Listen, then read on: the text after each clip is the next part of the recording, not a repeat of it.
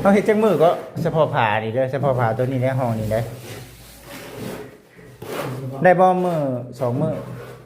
ท่านเห็ดคนเดียวมาเห็ดก็ไม่ได้เบิดมือนะ บ่ มือ อืม มือหนึ่งอันนี้กับมือหนึ่งขาหนึ่งมือหนึ่งขาหนึ่ง เพราะส่วนนั้นมันไม่ทรายเลย มือ เนาะ ซ้าย เฮ็ดอยู่เจ็ดเนาะโอ้ง่ายเนาะสายแห่งนี่เนาะนี่ก็คือสายแห่งมีฮ้อนง่าย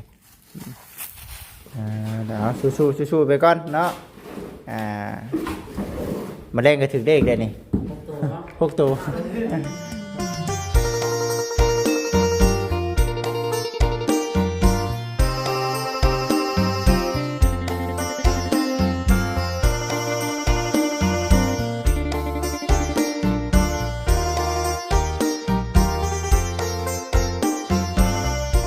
ต่ออยู่ที่ EP 3อยู่ที่เพื่อนชันดันเป็นของทางบ้านน้องเสือทองตอนนี้น้องๆเพิ่นก็เฮ็ดอยู่เด้อพี่น้องเด้อเนาะกำลังเฮ็ดกำลังสร้างค่อยเฮ็ดไปเนาะโบกให้มันแล้วเฮ็ดให้มันแล้วมื้ออื่นคันว่าน้องเพิ่นอยู่เนาะกันว่าได้พากันเฮ็ดก็จะเป็นในเรื่องของทางตัวนี้แหละเนาะน่าจะเป็นในเรื่องของทางห้องนี้บัดนี้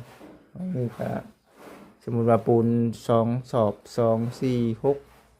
8ตัวนี้น่าจะพออยู่เนาะแต่ว่าข้างนอกนี่ก็น่าสิได้อยู่ก็บ่คิดว่ายังบ่พอหรอกแต่ว่า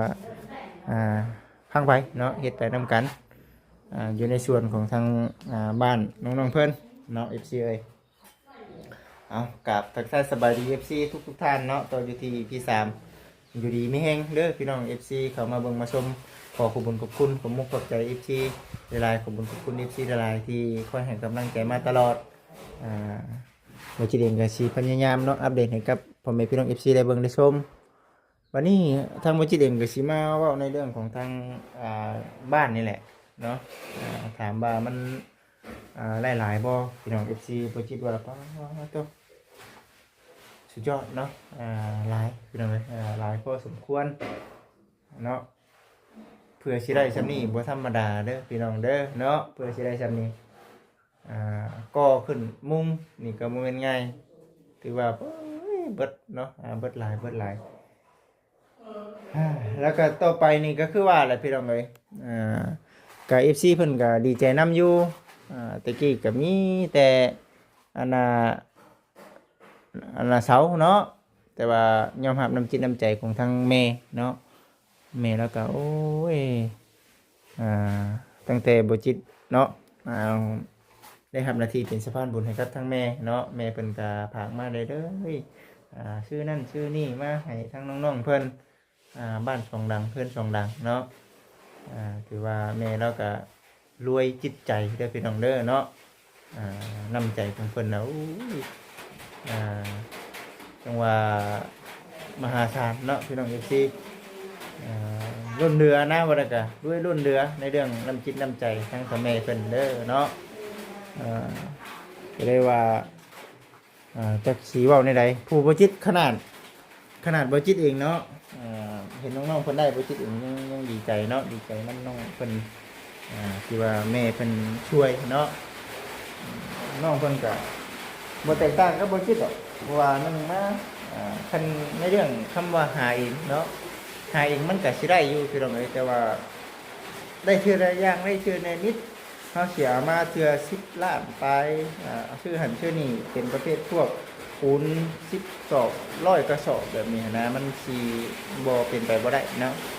ผู้รักผู้ใหญ่เพิ่นเฮ็ดเต็มที่ดีพี่น้องเอ้ยอยากให้ได้เนาะเป็นจังว่าโอ้ยขอบคุณหลายๆเด้อแม่เด้อเนาะมาฝนก็ตกห้ำละบาดนี้เนาะข้างในแล้วพี่น้องเอ้ยฝนตกก็นำเข้ามาเลยมันจังเย็นเนาะจังเย็นเบิ่งดูทางมากับสามีนาเพิ่นพี่น้องเอ้ยสามีนาเพิ่นก็อยู่รถเนาะคิดถึงรถป้าไว้ห่มไม้เดี๋ยวเบิ่งก่อนขึ้นมาผ้าลมฝนแห้งเดี๋ยวบ่จิถึงสิไปเอามาแต่ว่าเบิ่งนี่คืออยากตกๆแดดๆอยู่ก็สิว่านี่ก็ได้น้องๆเพิ่นก็กำลังตกแต่งอยู่พี่น้องเอ้ยเนาะคือเก่าเส้นเดิม ฝานี่เฮาเมาเองได้บ่บ่ส่ง ฮะ เมาเองได้บ่ฝานี่ โดย เอ่อโบกทึงๆเนาะแล้วจะมาโบกข้างล่าง ได้ถูกเลยครับผมลาก่อนลาค่อยยัง ลายเนาะ ได้พืช เดี๋ยว เดี๋ยวตัดด้านนอกด้านฝ่าย อืมเอาเนาะ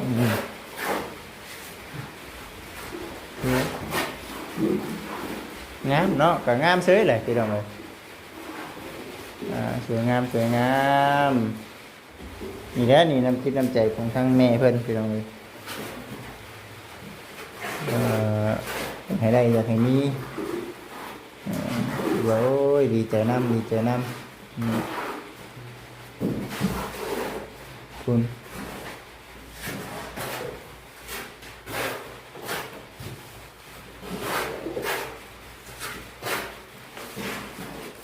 รับกวดไปน้ำเนาะโอ้คักเด้อประชงเด้อเดี๋ยวนี้เด้อเซียนแล้วเด้อเบิ่งคักแล้วเนาะ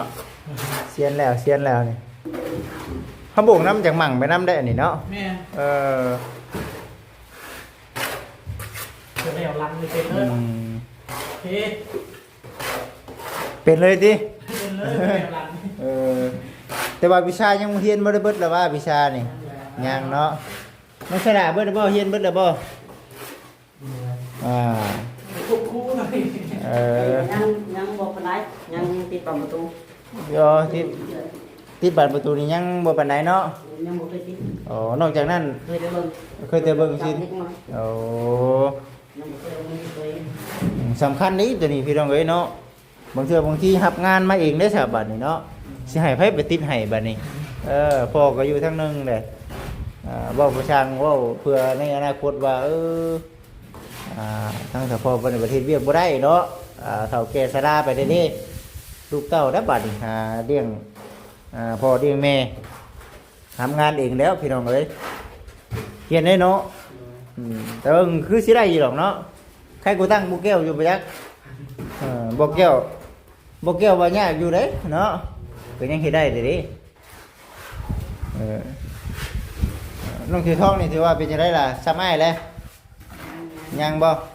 ยังตามอยู่บ่หรือว่าสิเสมอกัน ยังตามอยู่เนาะ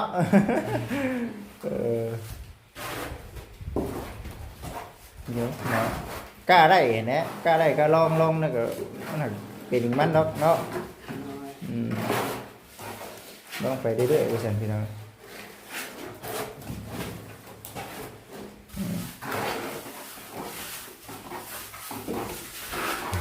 ได้น้องจ้อยเอ้ยไปสั่งดิเนาะ มาเด้อเนาะอู้งานเด้อ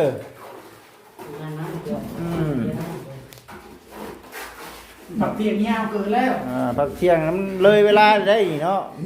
ให้ก่อนให้พี่น้องเนาะเบิ่งก่อนให้ก่อนเด้อมื้อนี้สิให้น้องจ้อยก่อนเด้อพี่น้องเด้อ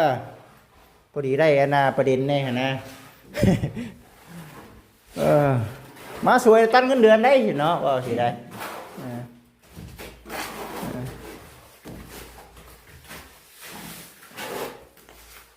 โอ้ขอทานดูพี่น้อง ผมต้องคอยเนาะ ตัวนี้ห้องแล้ว ลุกพอดีห้อน โอ้ข้างในนี่บ่เป็นหยังเนาะต้องแห้งก็แห้งล้วนเนาะแต่ว่าทางนอกนี่ก็ต้องบุกอยู่บ่ให้ตกได้เนาะแม่นบ่โอ้ยเนาะมันก็บ่เฮ็ดมันถ่ายเฮ็ดจักคนคือหยังนี่เอาเนาะถ้าเบิ่งบ่เชื่ออ้ายถ้าเบิ่งเด้อเนาะ คุกลงโค้เลย ครูต้องครูโคกเพิ่นแล้วไปเด้อเว้ยเนาะ สูตรเปล่าเลย โอ้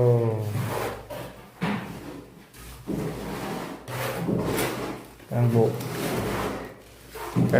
กให้มันเต็มเพื่อนของนี่เผื่อแล้วเขาเห็ดจังมือก็เฉพาะผ่านี่เด้อเฉพาะผ่าตัวนี้ในห้องนี่ได้บ่มือ2 มื้อ ท่านเห็ดคนเดียว มาเฮ็ดก็บ่ได้บ่ได้เบิ่งดูเลย บ่ ดู มือหนึ่ง อันนี้ก็มือหนึ่งขาหนึ่งมือหนึ่งขาหนึ่ง เพราะส่วนนั้นมันไม่ใช่เลย มือ เนาะ ซ้าย เห็ดอยู่เจ็ดเนาะ พ่อเดียวละ2 มือต้องน้องแม่อยู่มือ2 มือละ2เนาะ แม่นก็ได้มือ2ขาอะไรก็ได้ ถ้าเครื่องเฮามันได้เนาะ แม่ ถ ถ้าเครื่องเขามันได้มันนั่นอยู่แล้วพี่มาคอยเฮ็ดเด่นไปน้ำแน่เพราะว่าชายเขามันบ่นั่นเนาะ แม่นช่วงไม่ทายเด้ถ้าเทื่อน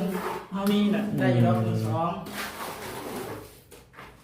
เนาะสองสามคนนี่ก็ถือว่าได้อยู่ได้พี่น้องเอ้ยเนาะคูณได้เลยนะ ว่าแต่บ่ เด็กแต่งนี่แหละ เอาเพิ่ม ทำแข็ง ลงไปน้ำกัน FC ไปทำงานชาย คนชายตัวนั้นบ่มาสวยได้นี่เนาะมานี่หักเงินเดือนเด้อสบายดีเนาะมากับคำให้ม่วงรถนี่เนาะเก่งง่วง กินน้ำบ่ได้แล้วพี่น้องเอ้ยเนาะนี่เบิ่งเอาน้ำเย็นก่อนนะสักบาทเนาะบ่ได้มีฝาเด้นะพี่น้องเอ้ยบ่เป็นหยังเนาะทำเพิ่นน่ะโอเคอยู่พี่น้องเอ้ย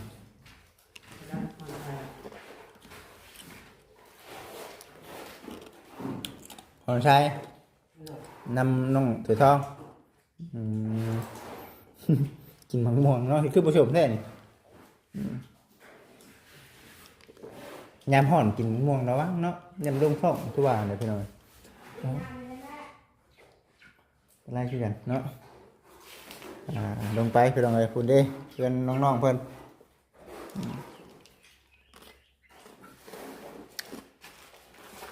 ใช่นี่ก็เพื่อกล่องนี่ก็คือสิได้ลายพาเติบอีดอกเนาะ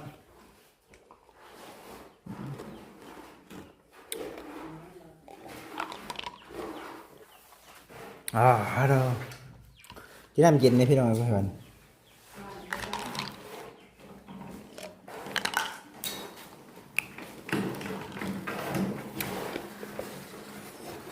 รัดเฮ้ย ลงมาเลยยังไม่อะไร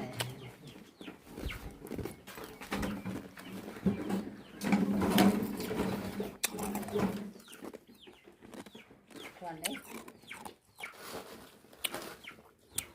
มันบ่พอนี่กะว่าประมาณจักดอกนี่เนาะนี่ รอบหนึ่ง ประมาณดอกหนึงป่ะ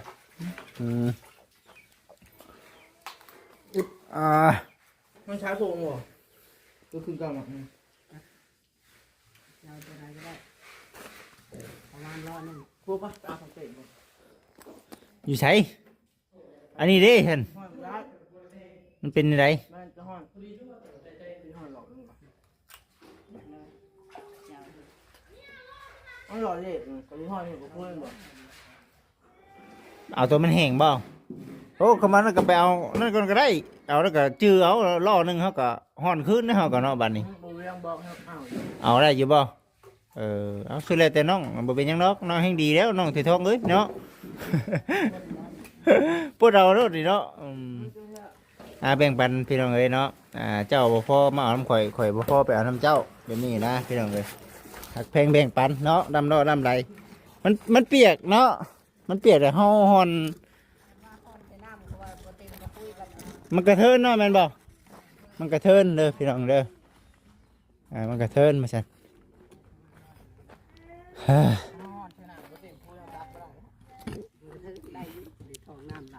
ถ้าว่าเต็มก็พูดได้เนี่ยบ่เป็นหยังเนาะแม่นบ่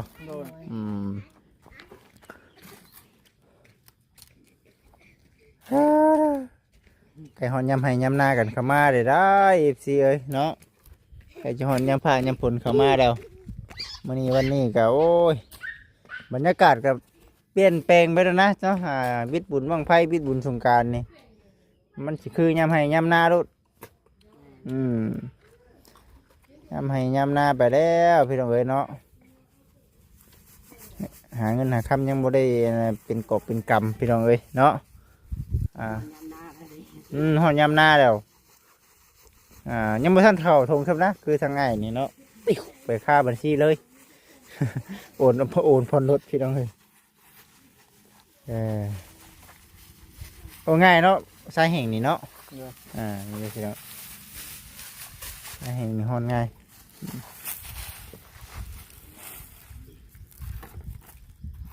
มันเป็นทรายเฮาอันน่ะโบกผ่านนะเฮ็ดละเอียดคักเนาะแต่เป็นไปทรายคือทรายก้อนนี่มันบ่เป็นหยังบ่น้องซ้ำนี่บ่เป็นหยังบ่โอ้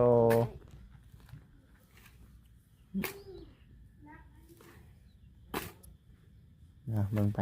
เบิ่งไปน้ำกันเมื่อเราบอกว่าเวียงเนาะนี่ก็สิได้อวยกลับแต่พี่น้องเลยจบจากคลิปนี้ก็ได้ให้ทางน้องๆเพิ่นเฮ็ดเวียกไปก่อน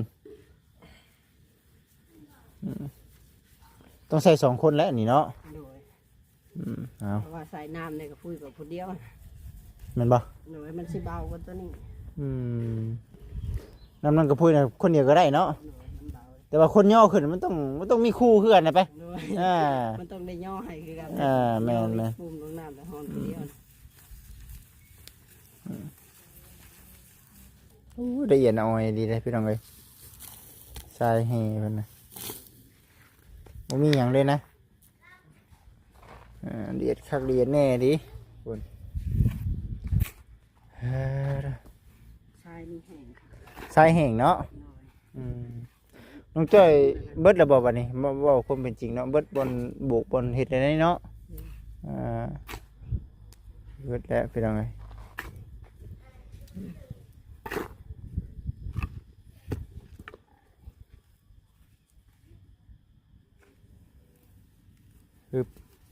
เต็มล่ออันเนี้ยบันง่ายแป๊บเดียวว่าฉันไป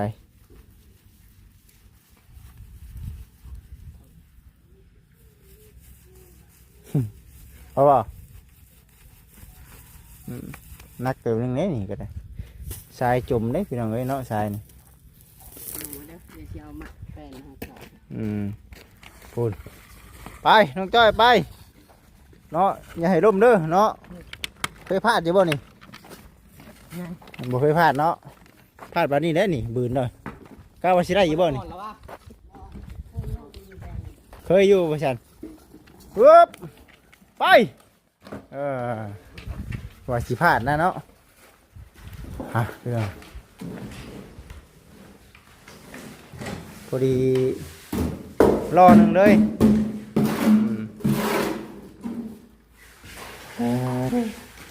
จัดไปจัดไปน้ำเนาะเงี้ยงไปน้ำพอบึงโอ้บ่ฉันงามไปดีฉันนะแต่ขนาดบ่ชื่อก็ยังย่องมางามพี่น้องเลยเนาะถือโอเคอยู่คือตัวนี้ก็จะเป็นในส่วนทางเมื่อก่อนเนาะก่อนนี่ก็จะเป็นแบบนี้พี่น้องเห็นปะเนาะงามเด้งามได้มีในอนาคตภายภาคหน้าสีมาทาใส่โอ้ยสักก่อนยังเนาะ FC เอ้ยถือว่าน้องๆเพิ่นช่วยกันเฮ็ดช่วยกันทำเฉพาะจังบ่พอดอกเนาะขาดคนผสมปูนก็สิว่านี่กะบ่ได้เด้ใช่เด้คือแหน่น้องจ้อยบัดแผนกน้องจ้อยเด้ เมื่อฝนตก เมื่อมันโต๊ะ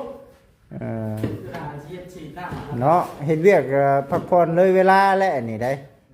ไปเฮ็ดเวียกเฮ็ดงานพุ่นก็โอ้ยบ่ได้นี่นอนบ่เบิ่งแท้บ่ได้สิว่าอันนี้ น้ำใส่แล้ว บ่หน้าหดน้ำพุ่นในใส่เด้หมู่ก็บ่ได้ยอมปลุกนะหมู่ก็เนาะ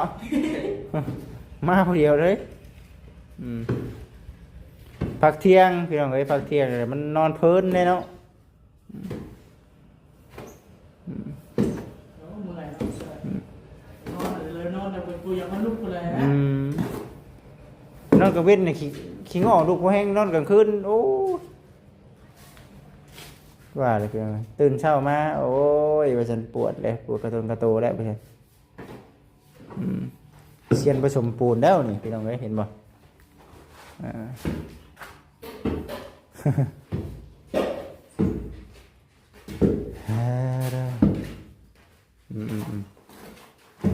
เฮ็ดไปเนาะ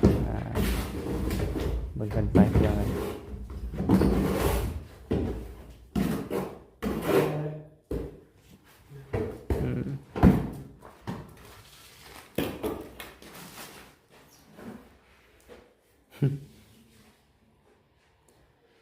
น้ำนั่นให้มาบุกไผ่นั่นเนาะ บ่พอไผ มีปลาเบิด ป้าบ่เลยเห็นแต่สร้างแก้วโอ้ยว่าเด็กน้อยป้าให้คนเฒ่าเผาเฮือนแล้วบัดนี้เพิ่นว่าก็ได้ถ่าย คุยกันกับทางแก้วได้คลิปหนึงน่ะเมื่อได้บ่จิตเองก็ได้ โดย ไปเลยสิว่าน้ำไผเลยเป็นเด้อ โอ้ยเป็นอยู่ มีพายุว่าสิเพิ่นก็บ่ได้ว่าดอกเพราะว่าเฮาก็ว่าอยู่เด้ไป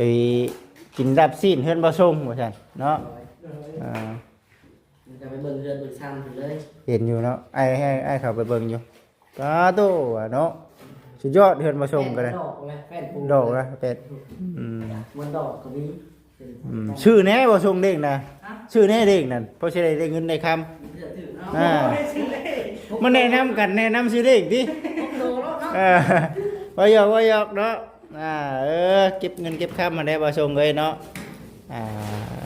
ได้มีเฮาพอบีแบ่งช่วยพ่อกับแม่ค่อยไปที่นิดๆทีละหน่อยคันว่าได้เนาะ น้องคนละเนาะ แม่นช่วยซำที่ช่วยซำที่ช่วยได้คือว่าหั่นแหละช่วยบ่ส่งก็พอบ่ส่งดิโอ้ยเนาะอย่าให้เป็นพญาติเดียวกันเบิดกว่านี่เนาะใจดิพี่น้องเอ้ยเห็นงานอยู่ที่หากบ่ได้มีเงินเดือนเนาะแม่นอยู่พี่น้องเอ้ยเนาะถูกต้องอยู่ได้เพราะว่าเฮาหาคือหาเฮงกันเด้พี่น้องเอ้ยอันนี้เนาะมันบ่ได้คือมีอย่างให้ไป แม่นมีเสน่ห์เป็นอย่างยืนให้ เพราะว่าบ่แม่นบ่ขออนุญาตนำคือบ่จิตนี่แหละเฮ็ดห้านจ้างช่างอันนั้นแบบช่างเพิ่นเนาะเพิ่นก็เฮ็ดเพิ่นก็อยากได้เงินเนาะเดี๋ยว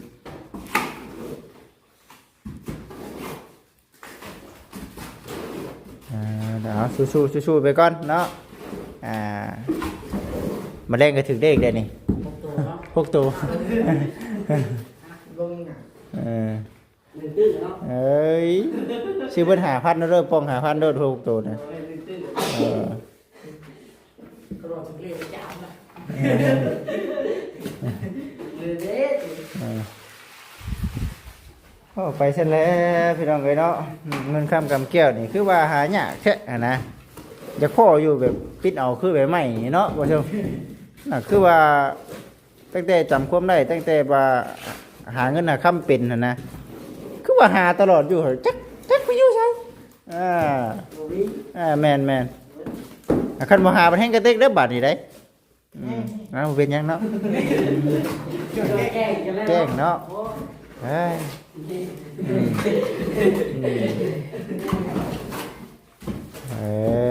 สู้ๆเด้อพี่น้องนะ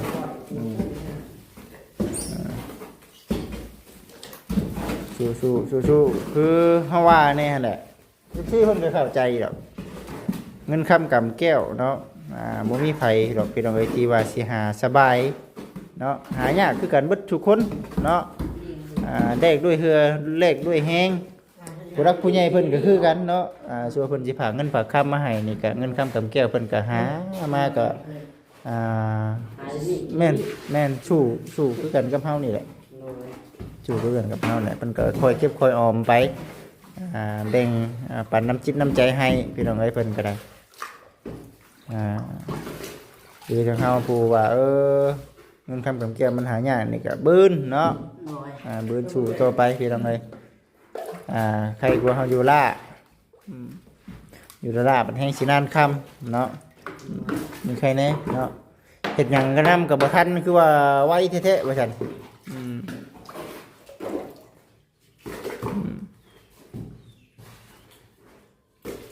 ไปเนาะมีแต่สินั่นได้น้องๆเอ้ยเนาะ